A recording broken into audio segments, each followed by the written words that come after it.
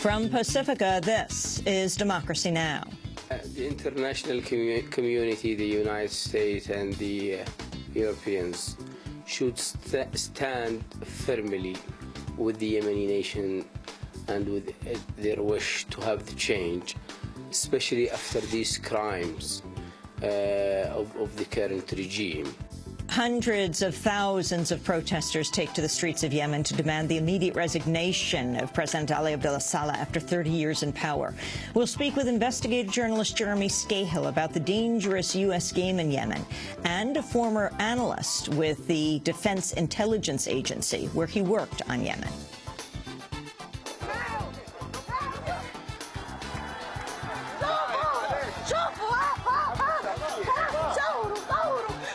Officials tried to silence Iman.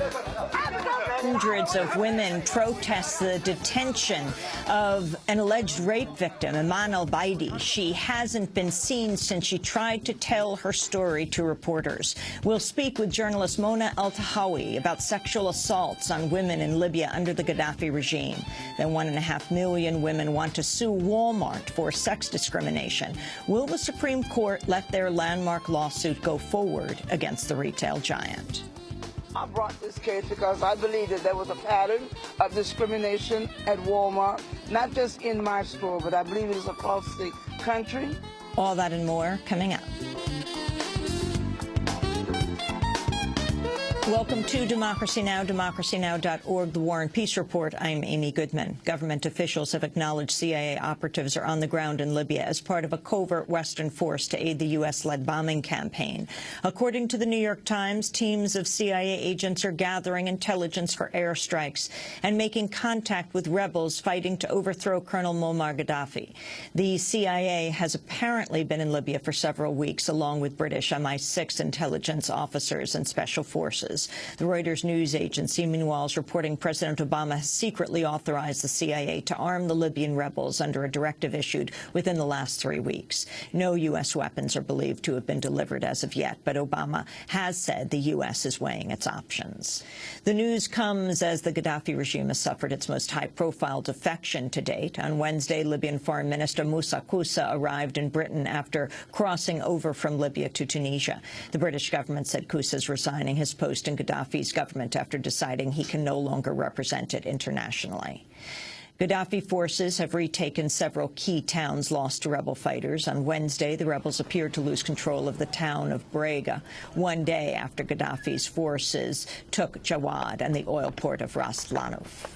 The Gaddafi regime, meanwhile, appears to have offered its first concrete proof of a civilian death in the U.S.-led airstrikes. On Wednesday, foreign journalists were brought to the funeral of an 18-month-old baby in the town of Qaryan. The victim was reportedly killed by debris from a Western bombing. A former Nicaraguan foreign minister has been tapped as Libya's new envoy to the United Nations. The Nicaraguan government claims to have sent a letter declaring Miguel Descoto Brockman's new role on Libya's behalf. The 78-year-old Descoto has been an outspoken critic of the United States. In a 2004 interview on Democracy Now!, Descoto called former President Ronald Reagan, quote, the butcher of my people, for his administration's arming and financing of Nicaraguan insurgents. The United Nations nuclear watchdog has urged Japan to expand the evacuation zone around the tsunami-damaged Fukushima Daiichi nuclear power plant as radiation continues to leak into surrounding waters. Fears of contamination have grown since Singapore detected radiation 9 times the limit in cabbages imported from Japan, and the United States reported small levels of radiation in milk samples on the West Coast. On Wednesday, dozens of people held an anti-nuclear rally outside the Tokyo headquarters of the Fukushima plant's operator, the Tokyo Electric Power Company. We think if it's going to change, we can't continue down the same narrow path of economic growth, relying on nuclear energy and consuming everything. Ohio's Republican-controlled State House has approved a measure that would strip collective bargaining rights for state employees and bar them from striking. The measure now goes to the Ohio Senate, which passed a harsher version of the bill earlier this month. If enacted, Ohio would become the biggest state so far to curb the rights of public sector workers. New York State lawmakers have approved a $132.5 billion budget that'll cut more than $2 billion in health care and education spending, while granting millionaires a tax break. Despite a budget shortfall, Governor Andrew Cuomo opposed extending a tax surcharge on New Yorkers with personal earnings of more than $200,000 a year. The new budget has drawn criticism from advocates of increased education aid, who say the cuts will disproportionately impact students in low-income and middle-class districts. The budget was approved after a raucous day of protests from hundreds of activists who converged on the Capitol from across the state. This is Karen Scharf of the group Citizen Action of New York. We're here today because the budget that the governor's proposed that the legislature is passing is giving $5 billion away in tax cuts to millionaires. $5 billion that we need for our schools, for K-12 education, for early childhood education, for our universities, and for basic public services that low-income and middle-class New Yorkers need. But instead of funding those services, we're throwing $5 billion out the window in a tax cut for millionaires who don't need it and haven't asked for it. It's not only irrational, but it's immoral. This immoral budget cannot stand. Officials in the administration of Wisconsin Governor Scott Walker are vowing to enforce the state's anti-union law despite a court injunction reissued this week. On Wednesday, Wisconsin's Department of Administration secretary said he views the law as in effect, echoing comments from the state's attorney general. Dane County Circuit Judge Marianne Sumi has frozen the law's implementation pending several appeals. Judge Sumi has threatened sanctions for any attempts to disobey her ruling. Enacting the law would result in an average 8% cut to public employees' April 21st paychecks. President Obama's unveiled a new energy policy seeking to reduce the use of foreign oil while reaffirming a commitment to nuclear power. On Wednesday, Obama called for reducing oil imports by a third over the next decade. When I was elected to this office, America imported 11 million barrels of oil a day. By a little more than a decade from now, we will have cut that by one-third. Obama went on to back the continued use of nuclear energy despite growing concerns in the wake of the crisis in Japan. It's important to recognize that nuclear energy doesn't emit carbon dioxide in the atmosphere. So those of us who are concerned about climate change, we've got to recognize that nuclear power, if it's safe, can make a significant contribution to the climate change question. And we're going to incorporate those conclusions and lessons from Japan in design and the building of the next generation of plants. But we can't simply take it off the table. In a statement, Greenpeace USA criticized Obama's praise for nuclear power as well as his ongoing support for offshore drilling, saying, quote, "For the millions of Americans put at risk by the inherent dangers of nuclear power or those whose livelihoods have been destroyed by the Gulf oil disaster, more of the same is hardly the path toward energy security." The United Nations Security Council has voted to impose sanctions on embattled Ivory Coast leader Laurent Gbagbo and his inner circle. In a unanimous vote Wednesday, the Council authorized travel restrictions and an asset freeze on Gbagbo, his wife, and 3 close associates. The U.S. ambassador to the UN, Susan Rice, praised the vote. Mr. Gbagbo and his supporters can continue to cling to power, which will only lead to more innocent civilians being wounded and killed, and more diplomatic and economic isolation. Or Mr. Gbagbo and his followers can finally reject violence and respect the will of the Ivorian people. If this path is chosen, Ivorians can reclaim their country and rebuild a vibrant economy that was once the admiration of all of Africa. The move comes amidst ongoing clashes between Gbagbo's forces and those backing Ivory Coast's internationally recognized President Alassane Ouattara. Forces loyal to Ouattara have seized control of the nation's administrative capital, Yamoussoukro, and the coca exporting port of San Pedro.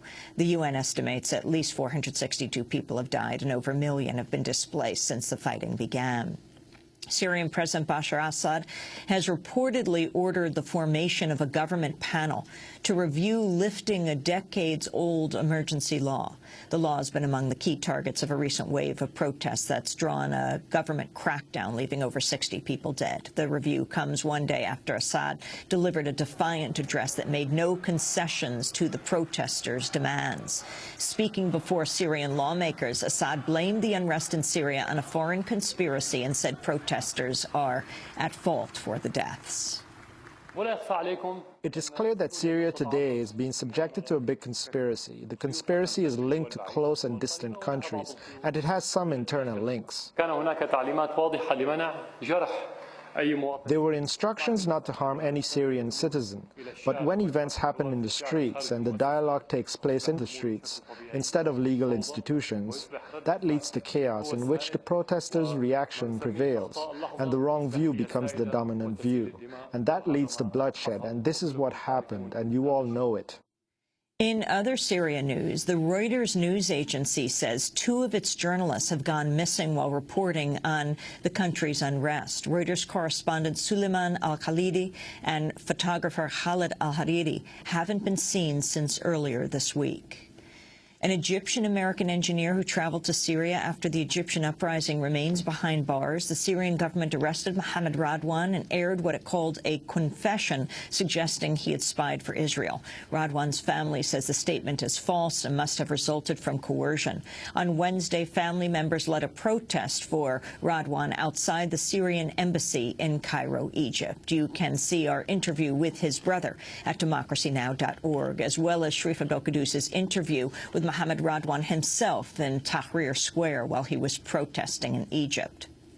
Egypt has set a November date for its first election since the massive uprising that ousted longtime U.S.-backed President Hosni Mubarak.